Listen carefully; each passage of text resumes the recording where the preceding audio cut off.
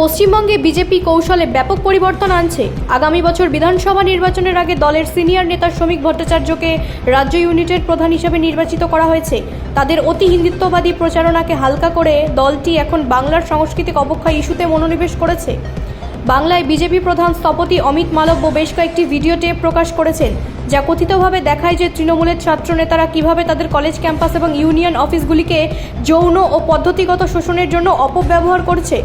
19 শতকের নবজাগরণের শহর হিসাবে পরিচিত বাংলা এখন একটি ব্যর্থ শিক্ষা ব্যবস্থা এবং সাংস্কৃতিক অবক্ষয়ের গন্ধ পাচ্ছে।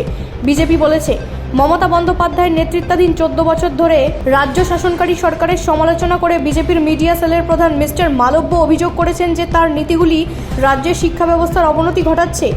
সুযোগের অভাবকে একটি মূল কারণ হিসেবে তুলে ধরে তিনি বাংলা থেকে স্নাতক স্তরের শিক্ষার্থীদের অন্যান্য রাজ্যের কলেজ এবং বিশ্ববিদ্যালয়ে যাওয়ার ক্রমবর্ধমান ঘটনা উল্লেখ করেছেন।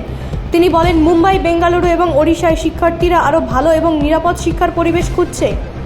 ব্যুরো রিপোর্ট, রাষ্ট্রীয় প্রসার বাংলা।